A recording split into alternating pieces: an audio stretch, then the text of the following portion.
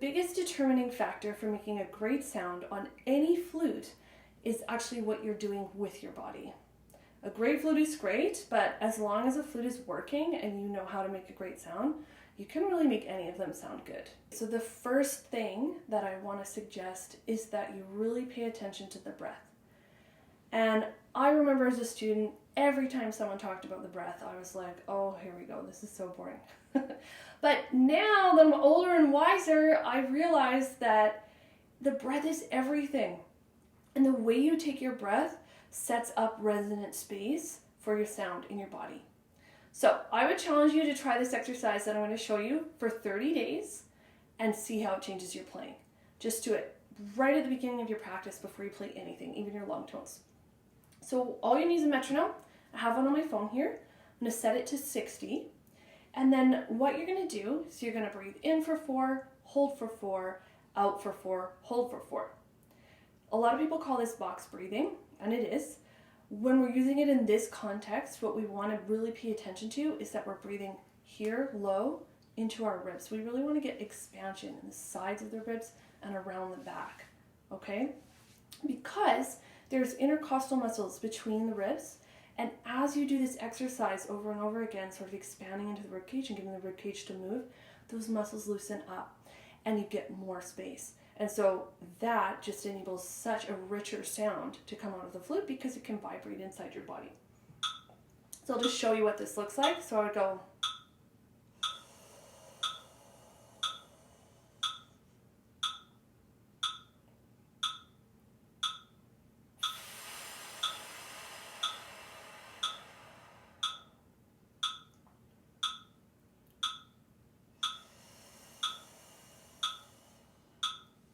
And then repeat. No more than 2 minutes, probably less if you feel dizzy, just like that's enough, even 30 seconds. I do this for about 2 minutes every day before I practice, and it just really gets the sound going. So give it a try. Let me know how it goes. Okay, so the next exercise that I would challenge you to try for 30 days, if you're not already doing it, is to play long tones first thing every time you practice. Long tones should cover the full range of the instrument. You should start in the low register, then move to the middle register, and then move into the high register. The reason for this is that the low register is the least taxing on your embouchure. As we get higher and higher on the flute, it's more demanding on the embouchure and it's more demanding for your support. So when we actually warm up into these things, we avoid all the extra tension that can sometimes happen. You know, if you don't warm up and you just start playing kind of all over the place and asking your lips to do a bunch of difficult things, or if you start playing in the upper register, it's just too high. And this has a huge impact on sound. Believe it or not, I can always tell with my own undergraduate students who's warming up with long tones and who's not. A lot of times it feels like, oh, I just don't have time for that today. But really, really think about how this impacts you long term. Doing your long tones every day is sort of like stretching before you run every time. It just prevents injury, and over time it makes a much better sound because you just have less tension and more uniform muscle tone. Okay guys, so I just want to take a quick time out to let you know that if you're finding any of this helpful, that my partner, also named Sarah, another professional flutist, and myself actually have a free community on the school platform where we go through and work on one fundamental a month. So we give you exercises and we do one webinar each month where we kind of do a deep dive into that particular fundamental. So if that sounds like something that could be helpful for you, the link to that free community is below in the description, so check it out. Okay, so the third tip that I have for finding a great sound on any flute, you really have to find like the angle of the air that particular lip plate or head joint wants, okay? We always want to blow approximately 45 degrees into the flute, so you use your top lip to sort of aim that air down into the flute. But then to really fine tune it, there's a spot for every note where it really sounds best. So for example, if I blow sort of just above the center of the sound that this flute likes,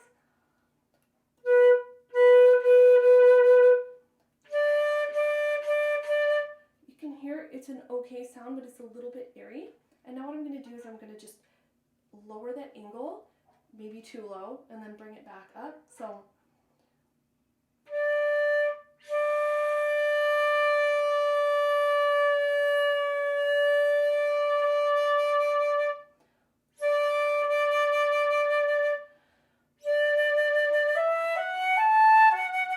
hopefully by the end you heard that I went like too low, got a little bit flat, and then brought it back up. When I find that right angle of air, you can start to feel the flute vibrate in your hands, and you know that you found that center place where the sound is best.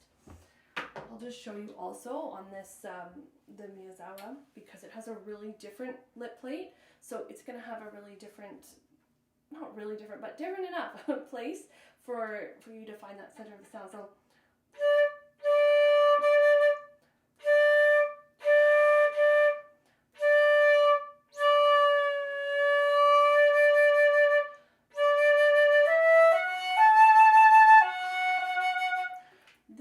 actually sounds best blowing a little bit more across. I don't know if you can see, but it's got, I think, one of those like wave lip plates. Really helps focus the airstream there. That's nice. But a little bit more across the flute for this one in particular. So anyways, I would encourage you on your own flute, see if you can find that magic spot for each note. It's just simple, easy practicing, like just finding each spot for each note. Start in the middle register, then try the low, then try the high, because that's the order of difficulty for this one. So next, I want to talk about just warming up and engaging the support before you really get going for the day. So once you've done your breathing exercise for maybe 2 minutes and your long tones for, I don't know, 2 or 3 minutes, covered the range of the flute, the next thing that really has such a huge impact on quality of sound and doesn't take very much time is to warm up those support muscles so that they just sort of turn on and get engaged for the day. So you could try something like this, like just putting your hand on your abdomen and going shh, shh, shh, shh, shh, shh. And you can probably see how my hand is coming in because my abdominal wall comes in to make that shh, quite a strong shh sound.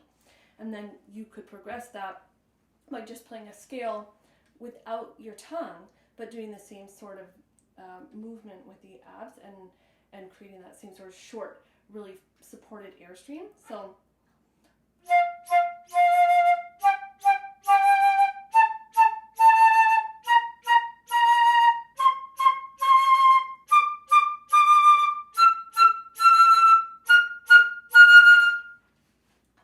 okay, so it does make you tired. But now that I'm warmed up, I like feel blood flow here.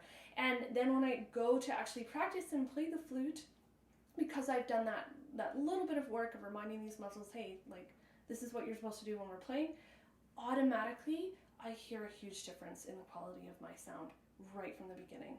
This is especially useful if you're having a day, you know, where the sound is just not good. It always seems to be on the important days where your sound isn't good. Try this. Add it in after the long tones. Really try it for like 30 days. See if anyone can try any of these for 30 days and tell me how much improvement you notice in the sound. Okay, so the last exercise that I want to talk about that really helps open up sound is singing and playing at the same time. And so for this one in particular, I'm just suggesting that maybe when you go to play your scales, so this is all in the context of your warm-up, little adjustments that make a big difference. When you go to play your scales, try singing and see if you can maintain pitch in your voice as well as play the flute and maintain the register. So I'm just going to show you, I'm going to play up an F major scale and I'm going to sing at the same time. I'm not going to try and sing that high because I can't and it's not necessary. So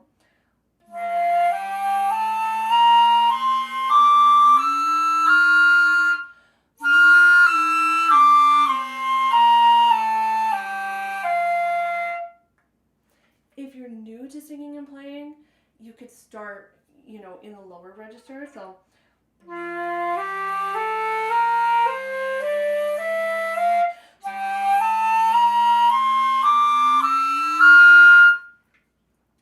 that singing and playing up to the high register, it sounds easy when I'm doing it, but it's actually difficult if you have any tension in your vocal cords. And so that's really what this exercise is targeting, If you can sing and play, especially going higher and higher, it means that you're not tightening up your vocal cords and you're likely using the proper support to maintain the pitches in the top end. And this really has an impact in opening up the sound, getting more of a singing quality to it, more resonance, just because you have so much less tension in the throat. So to do it practically, I would practice my scales and probably just play all my major scales and sing and play at the same time or something like that. So give it a try, see how it works for you. If you have trouble in the top register, like I said before, maybe just one scale or some long tone singing and playing. You know, you have to progress it in a way that makes sense for you. But the singing and playing, for me when I was a student, there was maybe a whole year where I probably was singing and playing like half my practice sessions just to get that feeling of the vocal cords opening up and really being free while I was playing. And the improvement in my sound that year was super dramatic. If you guys found any of this helpful and are interested in learning more about working with myself or my partner Sarah, we actually have a paid program in school where we work with flutists in an individual way to help you, do whatever it is that you're trying to do on the flute. For more information, the link to that community is also down below in the description underneath the link for the free community. So thanks so much. If you made it to the end of the video, we totally appreciate you watching it, and let us know how it goes. Write in the comments, tell us if any of these exercises really helped your flute playing.